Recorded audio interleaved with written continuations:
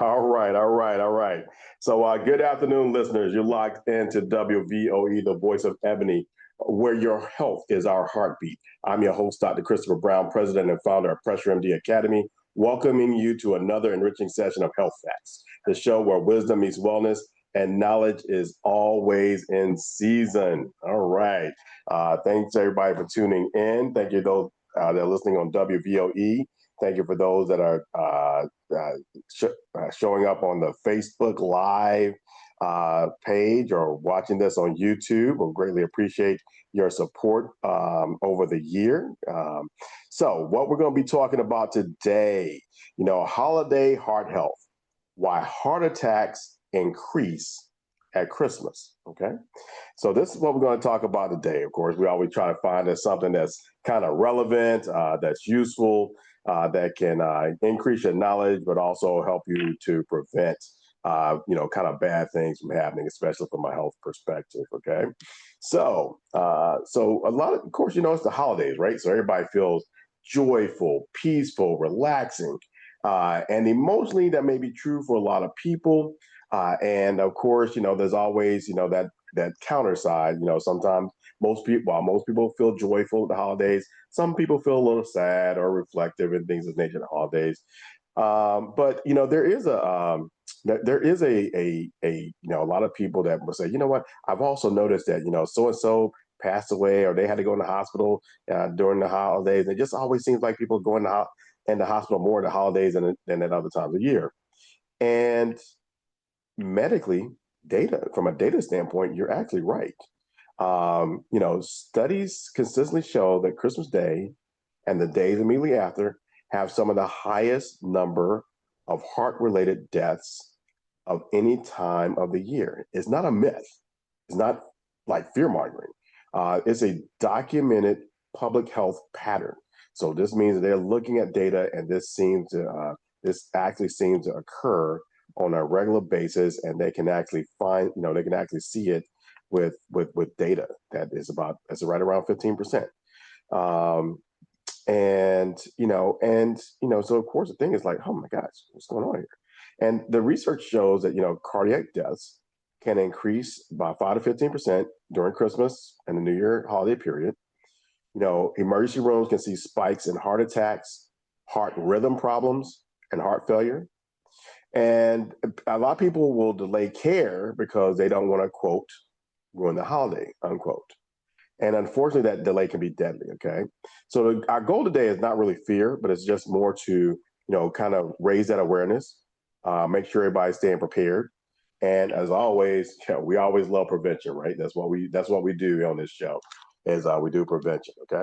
So just want to give you like, kind of the top 5 events that seem to rise around the holidays. Okay. So, so around the holiday seasons, there can be an increased number of, kind of heart attacks and the cardiac events, kind of like we mentioned before, but also strokes. You'd also have increases in falls and fractures, especially among older adults. Alcohol-related emergencies, because of course, folks get a little more eggnog than they're supposed to, right? Right. Okay. So you got that going on. And then, of course, respiratory illnesses. I mean, this is flu season, and of course, more people are getting together, and that stuff that can promote the spread of a lot of flu, COVID, pneumonia, stuff of that nature. Okay, but heart attacks consistently rank at or near the top, especially among people over 50 and people that have kind of pre-existing conditions or comorbidities. High blood pressure, diabetes, kidney disease, or prior heart disease. Okay. Now, of course, the question may come around is like, why do heart attacks seem to increase around Christmas? Okay. And there are a number of different things that kind of feed into why heart attacks increase around Christmas. And if you think about it, it's kind of a perfect storm. Okay. So, and I'm a list of the big things, then we'll kind of go through them. So you got emotional stress, you got dietary changes, you got alcohol consumption, cold weather in and of itself, and then missed medications and delayed care. Okay. So emotional stress. So it's Christmas, it's the holidays. And yes, for a lot of people, it's a great time, families coming together. But if there's family conflict, family people have family drama, the real Browns, this can actually also trigger emotional stress. Like I said, maybe one sibling's not getting along with the other siblings. Children not getting along with their parents.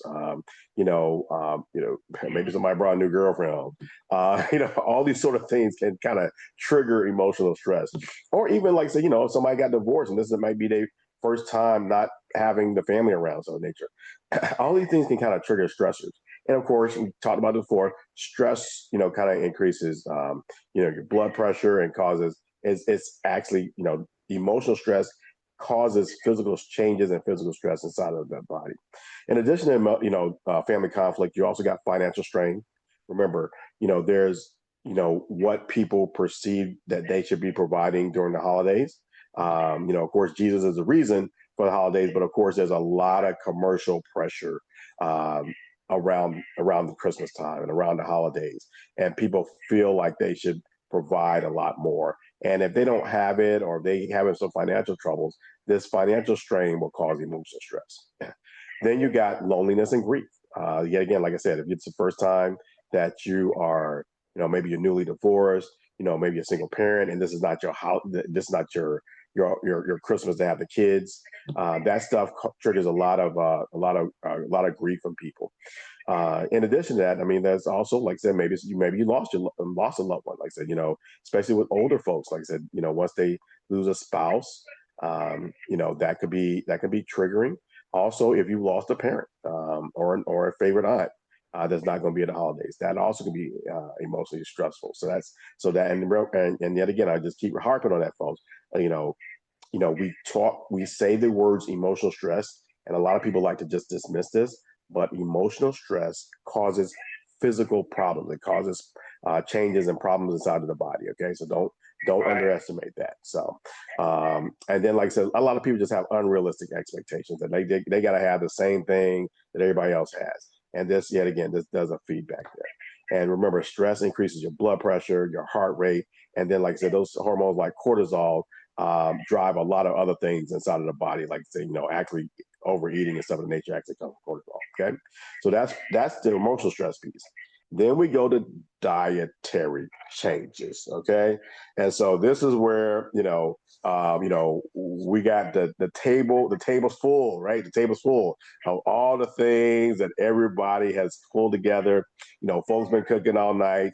And we like our seasoning, okay, and of course, salt and sugar are some of the things that we love to bring about, right?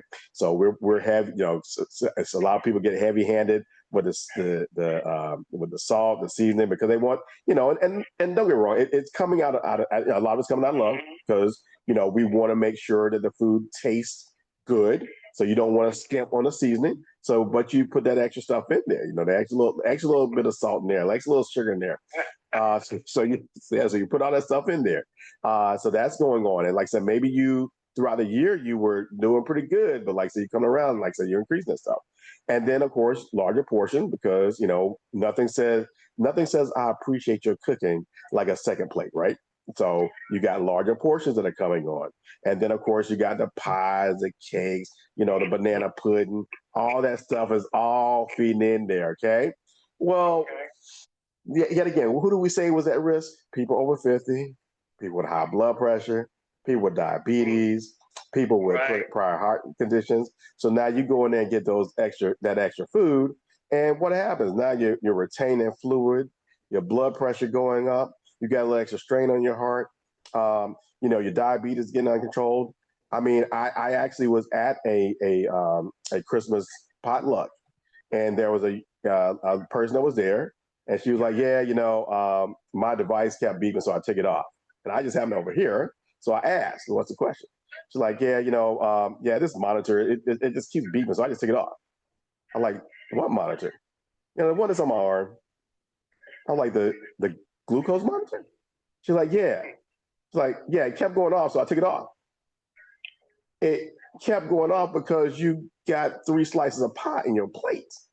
So people do this. So they do this, and the diabetes becomes uncontrolled. And like I said, and and we'll talk about this again. I know we talked about it before, but when that blood sugar goes up in your body, it's not just the blood sugar. That's just a sign of everything else that's going on in there. So usually all the other things that in the blood sugar is going up, the blood pressure is going up, and those people that have heart failure or are at risk, kind of on the edge of the heart attack thing, you can kind of push things over. So you got emotional stress, that can trigger things, dietary changes that can trigger things, and then alcohol consumption. Okay, everybody wants to do some toasts. Everybody wants to taste a little eggnog, that special eggnog. You got the uncle over there that wants you to get a little nip. So you're coming out there. so all this stuff is going on. Okay, you go. Before I forget. What's that? I've heard so many people say, because I've got type 2 diabetes myself. Yes. And I've heard that there were different medications that the doctor prescribed for, and it's not the right thing. They are just in it to make money. Oh, okay. Oh, that's a whole show in and of itself, but we're going to take a pause and answer that. Okay. So, so the way our healthcare is set up, so you go in, you see the doctor prescribes meds. So first of all, your doctor prescribes meds, and you come back and you see the doctor again, they prescribe some other different meds. And there, especially after COVID, there was this theory that the doctor gets paid to prescribe medication. Okay. And that does not happen. We don't get paid to prescribe a medication. So when you come in, I see you, I'm gonna write what I see, and I'm gonna write prescriptions for things. But if I write one medication versus 4, I don't get a direct reimbursement or some sort of direct cash to me because I wrote for those 4 medications. Now, there may be a change in how much I get paid because you're more complex, but so you're like I said, if you got one problem, you come in there, that's one level of complexity. So I'm gonna get a certain level. But if you got 3 or 4 problems, then I'm gonna get paid more because you got 4 problems that I gotta see and balance out. So you get some for that, but it's not necessarily because I write medications. Now, with that being said, a lot of people just don't understand the complexities of what they have, and a lot of times in my clinic I do a lot of explaining, because a person will say, "Well, I just came in because my blood pressure's up." Okay, that's nice, but I saw your blood pressure. I got your medication for that, but I also found that you're pre-diabetic or early diabetes. Your cholesterol is also up, and so one of the things we do is especially Western medicine, we look through, and remember, we're trained to find abnormalities. So I'm going to look. So you're going to come in with one thing and think you're going to get that. I'm going to run tests. I'm going to run labs. I'm going to ask you questions, and I'm going to be able to find a whole lot of other things because I have a medical mind. Right. Now, traditionally, we do. Now, if I see a problem, there's usually if there's a medication, my mind is going to go first to the medication. Now, what they're seeing now is they're trying to get people to do more what we call lifestyle changes. Right. And that's where diet and exercise, because a lot of the chronic problem we have is driven by diet and exercise. But of course, Western medicine has not really caught up with that. So you got everybody. So I might tell you to, eat less food or something of nature, but there's nothing in my training that's going to say, hey, you need to eat 25% less food, or you need to eat that, So that's only now getting into the Western medicine, because really it's new. I mean, the food we're eating now is not the food your grandparents would have had. So the food changes. Now the science has to change up with what's going on there. And, now you're getting a little bit more of the lifestyle stuff. But what you said is important, because people will go in there and they'll say, oh, well, they just give me all these pills. Well, in order to get off the pills, you have to change your lifestyle. And so a lot of people don't want to do that. Now, I will say also, a lot of people are not given that choice. Like, so my medical practice is a hypertension medical practice. So I get a lot of young guys that come in for the blood pressure, and I can let them know I got to either put you on these 2 pills, or you got to lose some weight, stop drinking, and exercise on a regular basis. Now, I have had some success when they realize it as that sort of dichotomy. It's a fork in the road, because a lot of times they just don't want to take those pills. And if they are successful with the lifestyle changes, then they may not need the pill, or they may only need one instead of 2 or 3. So that goes on. But yeah, kind of to answer the question, yeah, it's not a direct correlation. Like we get a reimbursement, or we get a dollar for every pill we write. It's not that same. So yeah, but no, thank you for that question. I really appreciate it. So yeah, but so yeah, as we go back to our reasons for the heart attacks increasing at Christmas time, and I'm actually bring this issue back up into later on too, because that's a great question. So, but like I said, the alcohol consumption is big, because people are typically either drinking when they don't normally drink, or they're drinking more than they usually drink because it's a festive season. And a lot of people don't understand, alcohol raises blood pressure. So one of the things that I ask, one of the things that people ask whenever you have high blood pressure is whether you're drinking alcohol on a regular basis, because if you are, like I said, the alcohol can actually raise your blood pressure. So alcohol can raise blood pressure. Alcohol can trigger irregular heart rhythms. So, one of the things when people have this condition called atrial fibrillation, they actually tell people to kind of avoid alcohol, because alcohol can actually trigger irregular heart rhythms, okay? And then also alcohol can lead to dehydration. And of course, dehydration can cause problems in and of itself. And there's even a medical term called holiday heart syndrome. And that's an irregular heartbeat that is triggered by alcohol and overeating, even in people without known heart disease. And yet again, we go back to this whole issue that, sometimes people don't, people, they miss going to the doctor. They haven't seen anybody in a while, but they have conditions that are developing. And so what may happen is that over the Christmas season, or, like you're drinking a little bit more or whatever, and then now all of a sudden you're getting this heart, your heart beating a little funny. It feels a little weird. And it's because you didn't know you had an issue. You drink this alcohol, and it caused that irregular heartbeat to become stronger, so that you notice it. So that's another reason. So we talked about the emotional stress. We talked about dietary changes. We talked about alcohol consumption. The other one is this: cold weather. Okay. So this is an interesting one, because, one of the things goes on is this, and that is, your body is designed to kind of regulate your internal temperature, so that when you're outside and it's warm, there are actually capillaries and stuff of nature that will, deliver more blood. You can actually lose heat through your skin. Well, when it's cold, the opposite happens. Like I said, a lot of these little minor vessels kind of tighten up a little bit, and it's designed to keep you from losing so much heat. But what can happen is that it can also cause your heart to have to beat a little bit more than before. And if that's the case, it's increasing the heart workload. And if you're at risk of something like a heart attack or something in nature, it can actually cause a cardiac event. And that's just the cold weather in and of itself. Sometimes, people, like, it might snow and stuff in nature, people go out in the cold, and, they get the heart attack while they're shoveling snow. Now, of course, shoveling in and of itself increases heart workload, but also the cold weather does as well. So that's the other thing you have at Christmas. So you have emotional stress, you have dietary changes, alcohol consumption, cold weather, and then the last one is missed medications and delayed care.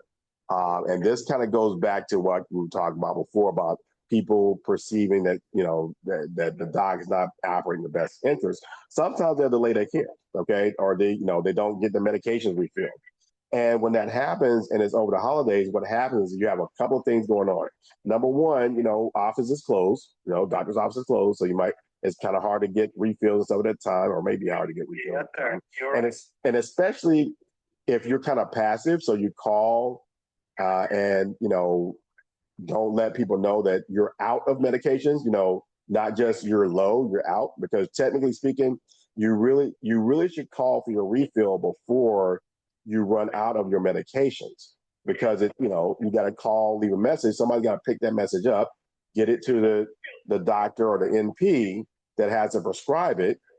And if your doctor's gone, it's a covering doctor, they got to look up your chart, then they got to put the order in. So that could be, depending on what's going on there and how busy things are, that can take a little while. So you don't want to wait until you're out of medication, right, and call, because it's going now. That may be 1, 2, 3 more days before you can get your stuff in. And then once they call in, they call to the pharmacy. Hopefully the pharmacy has the medication. So you got all these things that are going on. So that's why I always tell people to make sure that you get your, actually when you go there and you get a refill and it says no more refills, that's the time to call your doc and say, hey, I don't have any more refills on my meds, so that they can kind of sort out what's going on there. So that goes to missed medication and then delayed care. Yet again, sometimes with the holidays, people will miss their appointments, and then it's kind of hard to get back in before the holidays happen, and that becomes some delayed care. Other things is that sometimes people will, like I said, you're getting prepared for the holidays. You don't really want to inconvenience anyone, and so yeah, it's like, oh, it's just a little. I'm fine. I'm fine. And then as things go on, like I said, you wind up having an event during the actual holiday itself. Okay, so that's the other thing as well. So these are the reasons why these heart attacks increase at Christmas. So emotional stress, dietary changes, alcohol consumption, cold weather, and missed medications and delayed care. So those are things that go on there. So now, as we're kind of getting to the end of the show, what I want to let people know is that, heart attack warning signs everyone should know, okay? And you need to call 911 when this happens, okay? right, Exactly, 911. Don't delay, don't push the stuff off. But if you got chest pressure, if you got chest tightness, if you got chest pain, you need to be calling 911 or going to the emergency room, okay?